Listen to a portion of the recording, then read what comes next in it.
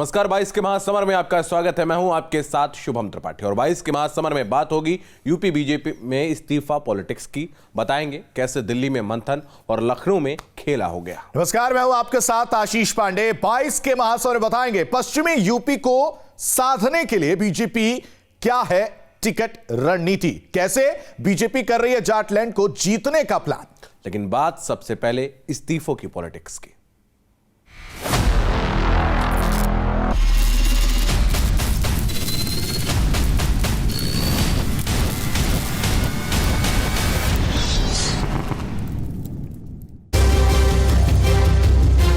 मैं योगी मंत्रिमंडल से आज इस्तीफा देता हूं। बीजेपी बोल रही है कि आपके बेटे को टिकट नहीं दिया गया, नहीं दिया जाने वाला था, इस वजह से पहले आपने पार्टी। अरे उत्तर प्रदेश हमारे सामने है, एक बेटी और बेटा मेरे सामने नहीं है। ठिकाने तलाश रहे हैं, कोई सापा में जा रहा है, कोई बसपा में जा रहा है, कोई कांग्रेस में आ रहा है। यूपी बीजेपी के लिए मंगलवार का दिन अमंगलकारी साबित होता नजर आया। बीजेपी में ताबड़तोड़ इस्तीफों की झड़ी लग गई। इस्तीफे की शुरुआत स्वामी प्रसाद मौर्य के इस्तीफे से हुई। कयास है कि स्वामी प्रसाद मौर्य समाजवादी पार्टी में जा सकते हैं। बीजेपी से एक मंत्री और 4 विधायकों के इस्तीफे हो चुके हैं और ऐसे में कई और विधायक भी इस्तीफा दे सकते हैं।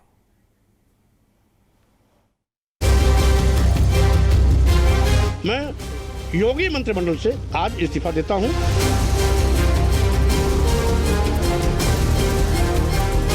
चुनाव से पहले दल बदल,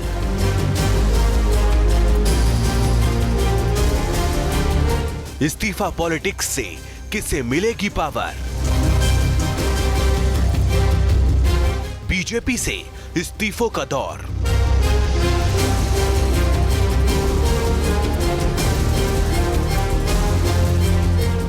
स्वामी प्रसाद मौर्य, भगवती प्रसाद सागर, ब्रजेश कुमार प्रजापति, रोशन लाल, ये चारों वो चेहरे हैं जिनके इस्तीफे से उत्तर प्रदेश की सियासत में भूचाल आ गया है, जिनमें सबसे बड़ा नाम स्वामी प्रसाद मौर्य का है। उत्तर प्रदेश विधानसभा चुनाव से ठीक पहले बीजेपी को बड़ा झटका लगा है। यूपी कैबिनेट में श्रम मंत्री स्वामी प्रसाद मौर्य ने अपने पद से इस्तीफा दे दिया। मैंने दलितों, पिछड़ों, सब लोग खड़े हैं, किसानों, बेरोजगार नौजवानों, छोटे लघु मध्यम व्यापारियों के खिलाफ सरकार के रवैये को देखते हुए उत्तर प्रदेश योगी सरकार के मंत्रिमंडल से मैंने मंत्री पद से इस्तीफा दिया। पत्र मैंने राज्यपाल जी को भेज दिया। स्वामी प्रसाद मौर्य 4 बार बीएसपी से विधायक रहे। पिछले विधानसभा चुनाव से पहले बीजेपी का दामन थामकर 5वीं बार विधायक बने थे। अब अटकलें लगाई जा रही हैं कि स्वामी प्रसाद मौर्य समाजवादी पार्टी में शामिल हो सकते हैं। सूत्रों के हवाले से खबर है कि उनके बेटे उत्कर्ष मौर्य को एसपी से टिकट मिल सकता है। चुनाव से पहले ऐसी जोड़ तोड़ हमेशा से ही देखने को मिली है और अगर हम 2017 के चुनाव से पहले का जो पूरा घटनाक्रम रहा उस पर गौर करें तो 2017 में ही स्वामी मौर्य ने बहुजन समाज पार्टी का दामन छोड़ भारतीय जनता पार्टी का दामन थामा था और तब जब सरकार बनी थी तो इनको कैबिनेट मंत्री बनाया गया था। लेकिन पिछले काफी समय से ऐसी चर्चाएं हो रही थी कि हो सकता है कि स्वामी मौर्य पार्टी का दामन छोड़ सकते हैं। देखिए, इसके पीछे कई सारी वजहें हो सकती है, लेकिन एक प्रमुख वजह जो बात सामने आ रही थी कि ये ऊंचाहार से अपने किसी रिश्तेदार के लिए टिकट मांग रहे थे और शायद भारतीय जनता पार्टी ने वो टिकट देने से मना कर दिया, जिसके बाद इन्होंने सरकार से और पार्टी से अलग होने का फैसला किया। स्वामी प्रसाद मौर्य के पार्टी छोड़ते ही मानो बीजेपी में इस्तीफों की झड़ी लग गई।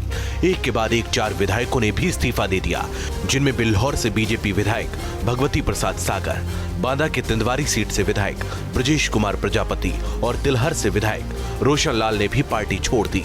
जैसे ही खबर टीवी पर चलने लगी माननीय स्वामी प्रसाद मौर्य जी ने अपना इस्तीफा दिया है तो उनके समर्थन में मैंने भी तुरंत अपना इस्तीफा पार्टी को भेज दिया है। हम सबके नेता माननीय स्वामी प्रसाद मौर्य जी हैं और जो भी वो निर्णय लेते हैं हम सब लोग उनके उस निर्णय के साथ में होते हैं। 2022 विधानसभा चुनाव का बिगुल बज चुका है। बीजेपी एक बार फिर यूपी की सत्ता हासिल करने के लिए पूरी ताकत झोंक रही है। दिल्ली में बीजेपी चुनाव समिति का मंथन चल रहा है तो लखनऊ में बीजेपी विधायकों का पार्टी से इस्तीफे का दौर शुरू हो गया है। हालांकि इनके पार्टी छोड़ने के बाद भारतीय जनता पार्टी स्वामी प्रसाद मौर्य के ऊपर लगातार हमलावर है। वीडियो जर्नलिस्ट सिंह के साथ अविनाश सिंह, न्यूज स्टेट लखनऊ। तो राजधानी लखनऊ से हमारे साथ हमारे सहयोगी अविनाश सिंह इस वक्त अधिक जानकारी के लिए जुड़ रहे हैं, उनके पास चलेंगे। अविनाश, लगातार आप पूरे घटनाक्रम पर नजर बनाए हैं। स्वामी प्रसाद मौर्य का चाहे इस्तीफा देना हो और उसके बाद बाकी मंत्रियों के नाम सामने आए, फिर खंडन हो रहा है। आज लखनऊ में राजनीतिक गलियारों में लगातार भगदड़ मची हुई है, इस वक्त क्या कुछ हाल है? बिल्कुल, देखिए आपको बता दूं कि इस वक्त भी मैं मौजूद हूं स्वामी प्रसाद मौर्य का जो आवास है उनके आवास पर। और चूंकि स्वामी मौर्य के साथ जिन 3 विधायकों ने इस्तीफा दिया है, इस्तीफे का दावा किया है, वो विधायक भी इस वक्त यहाँ पर मौजूद हैं, तमाम समर्थक मौजूद हैं और यहाँ पर समर्थकों से लगातार स्वामी मौर्य की बातचीत जारी है। हालांकि अभी ऐसी जानकारी मिल रही है कि स्वामी मौर्य यहाँ से, चूंकि उनका ये निजी बंगला है, यहाँ से निकलने वाले हैं और हो सकता है कि जो सरकारी आवास है मुख्यमंत्री आवास के ठीक बगल में, वहाँ पर जाएं और वहाँ पर जो उनके दूसरे समर्थक हैं उनसे इनकी मुलाकात हो। तो आज जो पूरा राजनीतिक घटनाक्रम रहा पूरे दिन का, जैसे ही ये खबर आई कि स्वामी प्रसाद मौर्य ने कैबिनेट से इस्तीफा दे दिया है, उसके बाद कह सकते हैं कि एक बड़ी सियासी भूचाल देखने को मिली। हालांकि उसके बाद केशव प्रसाद मौर्य जो कि डिप्टी सीएम है, उनका ट्वीट भी आया, वो मनाने वाले अंदाज में उन्होंने कहा कि बैठकर बातचीत होनी चाहिए और जल्दबाजी में जो फैसला लिया गया है वो अक्सर फैसला गलत होता है। हालांकि अभी देखिए, अभी थोड़ी सी शांति है क्योंकि जो समर्थक कुछ देर पहले नारेबाजी कर रहे थे वो समर्थक शांत हैं। और चूंकि एक घटनाक्रम ये भी रहा कि शाम 5 बजे एक प्रेस कॉन्फ्रेंस बुलाई गई थी समाजवादी पार्टी के दफ्तर पर और उसमें मुलायम सिंह यादव के साथ अखिलेश यादव मौजूद थे और इस बात की जानकारी थी कि हो सकता है कि स्वामी मौर्य वहां पर ज्वाइन कर ले। लेकिन इसी बीच धर्म सिंह सैनी जो कि आयुष मंत्री हैं, उनका एक मोबाइल से रिकॉर्डेड बयान सामने आता है जिसमें वो बोलते हैं कि मैं भाजपा में हूं और आगे भी भाजपा में रहूंगा। स्वामी प्रसाद मौर्य जो कि काफी मुखर होकर दोपहर तक बोल रहे थे कि वो चूंकि इस्तीफा दे चुके हैं और जल्द ही किसी और पार्टी में जा सकते हैं। हालांकि अब उनके समर्थकों की तरफ से कहा जा रहा है कि 2 दिन का हमें समय चाहिए, हम 2 दिन बाद ही फैसला करेंगे कि कौन सी पार्टी ज्वाइन करेंगे। तो अभी जो राजनीतिक घटनाक्रम है वो बहुत तेजी के साथ बदलता हुआ दिख रहा है क्योंकि माना जा रहा है कि कुछ और नाम जो सामने आने वाले थे, चूंकि 3 विधायक, जिसमें अगर हम ब्रजेश प्रजापति की बात करें, शाहजहांपुर के एक विधायक की बात करें या फिर भगवती शरण सागर की बात करें, तीनों विधायक जो अभी बिल्कुल। बहुत धन्यवाद अविनाश, आपका हमारे साथ जुड़ने के लिए, तमाम जानकारी के लिए बहुत धन्यवाद। बढ़ते आगे, पहले चरण के लिए उम्मीदवारों का नाम फाइनल किए जाने से पहले ही यूपी में इस्तीफा पॉलिटिक्स की शुरुआत हो चुकी है। दिल्ली में उम्मीदवारों को लेकर बीजेपी का मंथन चल रहा है, वहीं लखनऊ में पार्टी को बड़ा झटका लगा है। स्वामी प्रसाद मौर्य ने योगी कैबिनेट से इस्तीफा दे दिया है और वहीं बीजेपी विधायक रोशन लाल, ब्रजेश प्रजापति, भगवती प्रसाद ने भी इस्तीफा दे दिया और बताया जा रहा है कि ये सभी समाजवादी पार्टी में शामिल हो सकते हैं। हालांकि बीजेपी की तरफ से नाराज विधायकों और स्वामी प्रसाद मौर्य को मनाने की कोशिश लगातार जारी है। इस वक्त स्वामी प्रसाद मौर्य मेरे साथ मौजूद हैं। सर, क्या वजह क्या रही सर, वजह क्या रही कि आपने पार्टी छोड़ी? मंत्रिमंडल से इस्तीफा देने का कारण राज्यपाल जी उत्तर प्रदेश को भेजे गए पत्र में स्पष्ट है और उल्लिखित है। इसलिए जो कारण थी राज्यपाल जी के पत्र में है, वही कारण मेरे इस्तीफा देने का है। भाजपा आपको मौसम वैज्ञानिक बोल रही है और सवाल ये भी उठा रही है कि 5 साल तक सत्ता में रहे तब उन्होंने आवाज क्यों नहीं उठाई, चूंकि उनको सत्ता सुख भोगना था। जो ऐसा कह रहा है वो अपने आंख भी धूल झोंक रहा है। उचित प्लेटफॉर्म पर समय समय पर मंत्रिमंडल हो या राष्ट्रीय नेताओं से वार्ता के क्रम में सारी बातों को मैंने रखा। सर, बीच में कभी आप मुख्यमंत्री के पास गए थे, अगर कोई समस्या आपको आती थी जो आपने इस्तीफे में बात लिखी है? स्वाभाविक रूप से शुरुआती दौर में ही उत्तर प्रदेश के परिवेश और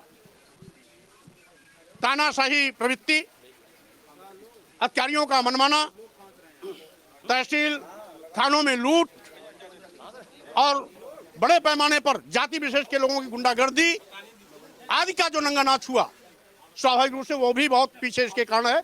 लेकिन इसके विषय में आपको मैं अलग से भी एक आखिरी सवाल, बीजेपी बोल रही है कि आपके बेटे को टिकट नहीं दिया गया, नहीं दिया जाने वाला था, इस वजह से पहले आपने पार्टी। अरे उत्तर प्रदेश हमारे सामने, एक बेटी और बेटा मेरे सामने नहीं है, इसलिए जिसके दिल दिमाग में कूड़ा भरा हुआ है वो अपनी दूषित मानसिकता को ये कहकर के जाहिर कर रहा है।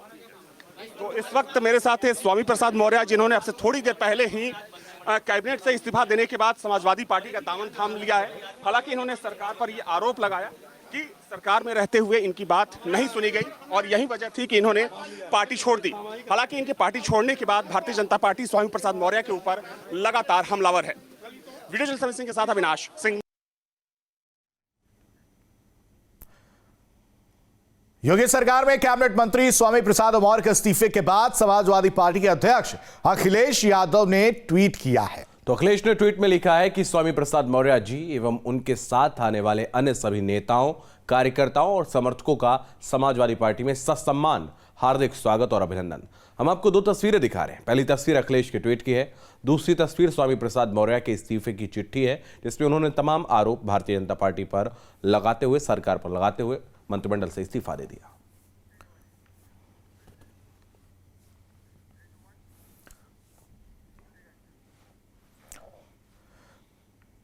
तो वहीं बीजेपी में इस्तीफों को लेकर अब सियासत का दौर भी शुरू हो गया है। बीएसपी नेता एमएच खान और प्रमोद तिवारी ने क्या कुछ कहा, वो भी आपको सुनाते हैं।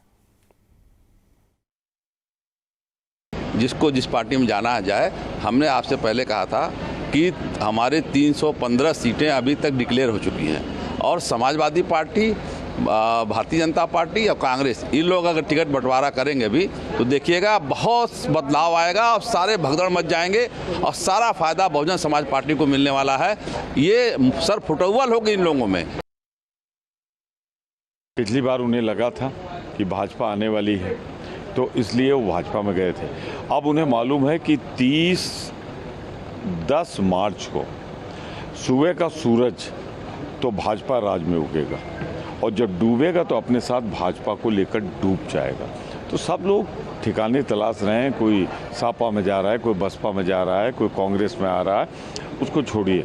मैं सिर्फ इतना ही कह सकता हूं आपसे कि भारतीय जनता पार्टी एक ऐसे निम्नतम स्कोर की तरफ बढ़ रही है जिसका अंदाजा भी लोगों को नहीं।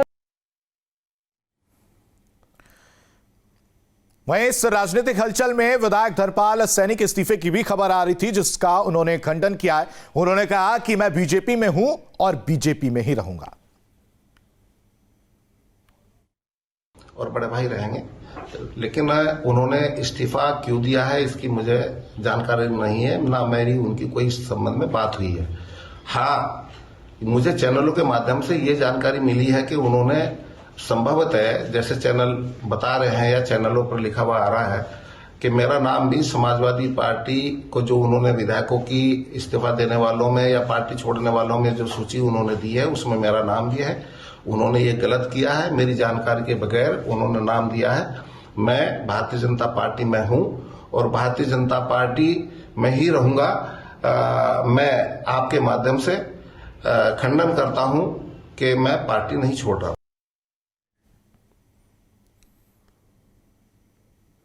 तो पटरौना सीट से विधायक स्वामी प्रसाद मौर्य के पार्टी छोड़ने पर स्थानीय बीजेपी कार्यकर्ताओं ने जश्न मनाया। बीजेपी कार्यकर्ताओं का कहना है कि स्वामी प्रसाद मौर्य के जाने से बीजेपी को कोई नुकसान नहीं है। मौर्य के रहते हुए पार्टी कार्यकर्ता घुटन महसूस कर रहे थे।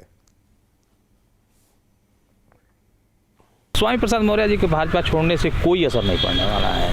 वो पहले भी आयातित थे। भारतीय जनता पार्टी की नीतियों और रीतियों में कभी उनका कोई विश्वास नहीं रहा। भारतीय जनता पार्टी का कार्यकर्ता यहाँ उनके कार्यकाल में भी घुटन महसूस करता रहा है। मुझे लगता है कि आज कार्यकर्ता ज़्यादा ऊर्जा के साथ और ज़्यादा प्रतिष्ठा और ज़्यादा स्नेह के साथ भारतीय जनता पार्टी के लिए कार्य करने को तैयार होगा। ऐसा है कि उन्होंने पार्टी छोड़ दिया है, उससे हमारा कहीं नुकसान नहीं हुआ।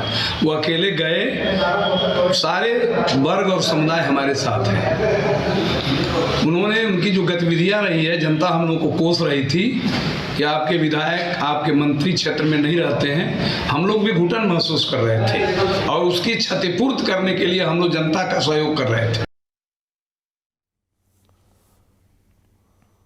तो बीजेपी से नेता इस्तीफा देकर समाजवादी पार्टी की ओर रुख कर रहे हैं, तो कांग्रेस से भी इमरान मसूद ने एसपी में जाने की घोषणा की है। लेकिन बीजेपी है कि इमरान मसूद के एक पुराने बयान को लेकर अखिलेश को घेर रही है। क्यों?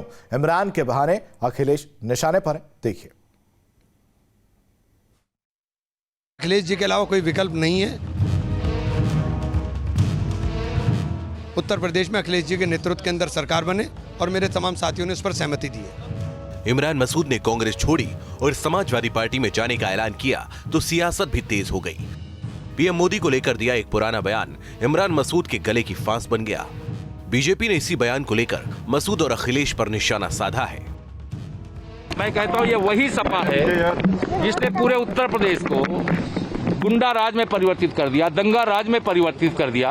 अब देश के प्रधानमंत्री जी के बोटी बोटी करने वाले इमरान मसूद, जो कांग्रेस के नेता के रूप में अभी तक जाने जाते थे, समाजवादी पार्टी का हिस्सा बने हैं। अखिलेश यादव जी ने अपनी पार्टी में उनको स्थान देने का काम किया है।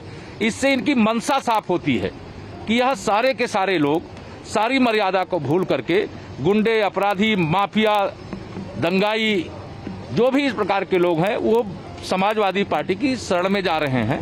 इमरान मसूद को लेकर प्रदेश बीजेपी अध्यक्ष स्वतंत्र सिंह भी अखिलेश पर निशाना साध चुके हैं। आजम खान, अति मुक्ता एक उसी कड़ी में जो दंगा कराने वाला व्यक्ति है, जो समाज को तोड़ने वाला है, समाज को गुमराह करने वाला है, वह व्यक्ति एक कड़ी और अखिलेश से जुड़ गई है। जनता जनार्दन समझती है और जनता जनार्दन इसका जवाब देगी। आपको बता दें, प्रियंका के करीबी इमरान मसूद कांग्रेसी विधायक मसूद अख्तर समेत तमाम समर्थकों के साथ समाजवादी पार्टी में जाने की घोषणा कर चुके हैं।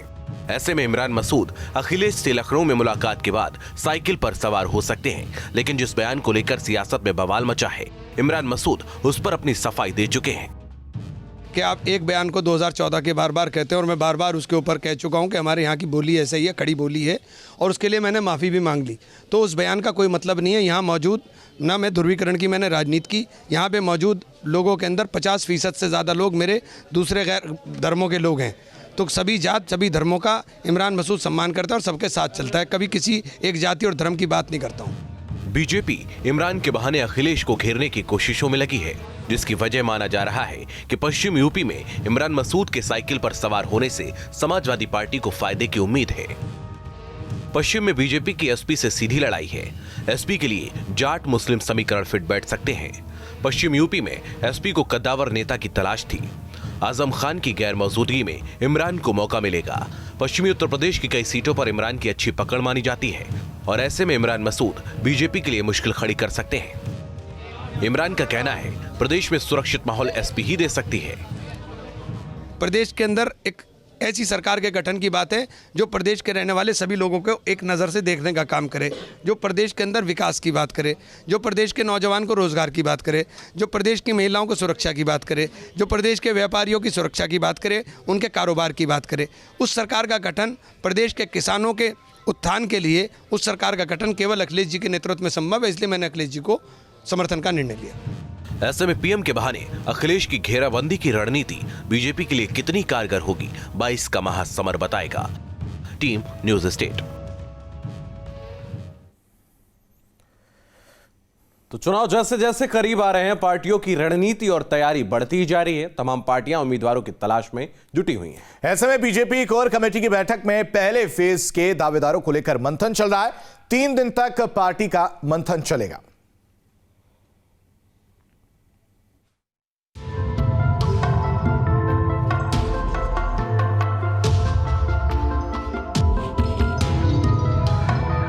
बाईस के महासमर का आगाज पश्चिमी यूपी के संग्राम से होना है। पश्चिम का किला बीजेपी के लिए बड़ी चुनौती है। पहले फेज के लिए होने वाले महासमर के लिए बीजेपी भी तैयारी में जुट गई है। चुनाव समिति की बैठक के बाद बीजेपी कोर कमेटी की बैठक में टिकट के दावेदारों पर मंथन चल रहा है। 3 दिन तक बीजेपी टिकट के दावेदारों का डाटा खंगालेगी।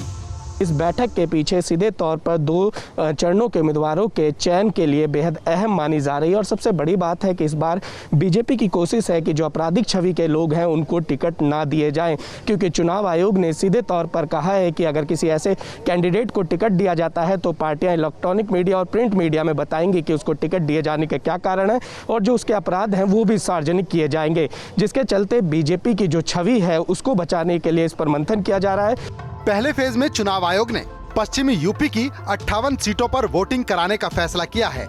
10 फरवरी को 58 सीटों पर वोट डाले जाने हैं। पश्चिमी यूपी में जाट मुस्लिम फैक्टर बीजेपी के लिए बड़ी चुनौती है। किसान आंदोलन के बाद ये समीकरण मजबूत हुआ है।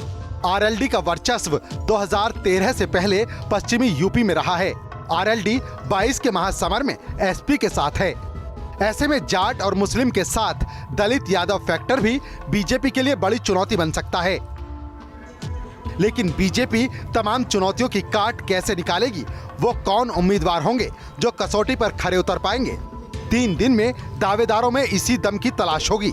भारतीय जनता पार्टी के प्रदेश नेतृत्व ने, जो प्रदेश की चुनाव समिति है, उसने कल यहाँ से सारे कार्रवाई पूर्ण करके दिल्ली भेज दिया है और दिल्ली में आदरणीय हमारे प्रदेश अध्यक्ष जी, आदरणीय राष्ट्रीय अध्यक्ष जी और जो पार्लियामेंट्री बोर्ड के सदस्य हैं वो तय करेंगे और जो भी आदेश होगा उसका हम कार्यकर्ता अनुपालन करेंगे। निश्चित तौर से कमल खिल रहा है और दमदार कमल खिल रहा है और उत्तर प्रदेश को सुशासन देने वाला कमल खिल रहा है। अयोध्या, काशी, मथुरा सबको विकास के एक नए कीर्तिमान की ओर ले जाने वाला कमल खिल रहा है। कि सभी का प्रत्याशी हो, प्रत्याशी सर्व स्वीकार्य हो और उसकी निष्ठा पार्टी संगठन के प्रति हो और कार्यकर्ता अपने को सहज महसूस करता हो और उसके जिताऊ स्वरूप हो, ये सारी चीजें हैं। पश्चिमी यूपी को साधने के लिए बीजेपी ने संगठन और सरकार के स्तर पर कई काम किए हैं। ऐसे मुद्दों को अपनी रैली में रखा है जिसके जरिए बीजेपी तमाम समीकरणों को ध्वस्त कर सके। ऐसे में सरकार की ओर से बात कोशिशों की हो तो पीएम मोदी ने अपनी आखिरी रैली मेरठ में की थी। मेरठ में पीएम ने मेजर ध्यानचंद खेल यूनिवर्सिटी की सौगात दी थी। इसके अलावा गंगा एक्सप्रेसवे, जेवर एयरपोर्ट, राजा महेंद्र प्रताप सिंह यूनिवर्सिटी की भी सौगात पश्चिमी यूपी को दी गई। बागपत, शामली, सहारनपुर, मुजफ्फरनगर होते हुए 12,000 करोड़ की लागत से दिल्ली से देहरादून एक्सप्रेसवे बनाने का ऐलान किया गया। 300 करोड़ के निवेश से दिल्ली मेरठ एक्सप्रेसवे और गंगा एक्सप्रेसवे को जोड़ने की भी तैयारी है। सरकार के स्तर पर तमाम कोशिशें हैं तो संगठन के स्तर पर भी बीजेपी ने बीते दिनों बड़ी रणनीति पर काम किया है। संगठन स्तर पर महिला, युवा, अनुसूचित, पिछड़ा, किसान सम्मेलन किए जा रहे हैं। अब तक सभी विधानसभाओं में कम से कम एक मोर्चे का सम्मेलन हो गया है। जन विश्वास यात्रा के दौरान 200 छोटी और 40 बड़ी सभाएं की गई हैं। ऐसे में पार्टी की रणनीति तो कारगर है, जरूरत जमीन पर लड़ने वाले उम्मीदवार की है। बीजेपी पश्चिम में ऐसे ही उम्मीदवार तलाश रही है। ऐसे में सूत्रों की माने तो कई मौजूदा विधायकों का पत्ता कटना तय है। पहले और दूसरे चरण में अधिकतर चुनाव पश्चिमी उत्तर प्रदेश में पड़ रहा है, तो बीजेपी यहां पर पहले से ही फूंक फूंक कर कदम रख रही है, क्योंकि किसान आंदोलन के चलते यहां पर पार्टी का काफ़ी नुकसान हुआ है। ऐसे में देखने वाली बात यह होगी कि इस बैठक के बाद जब केंद्रीय चुनाव समिति की बैठक होगी तो किन उम्मीदवारों का भाग्य उदय होता है। वीडियो जर्नलिस्ट अभिजीत के साथ निशांत राय, न्यूज स्टेट, दिल्ली। पश्चिमी उत्तर प्रदेश में बीजेपी किस तरह रणनीति को उतारने जा रही है, अब आपको वो समझाते हैं। दरअसल पश्चिमी उत्तर प्रदेश में रणनीति की कमान अमित शाह के हाथ में है।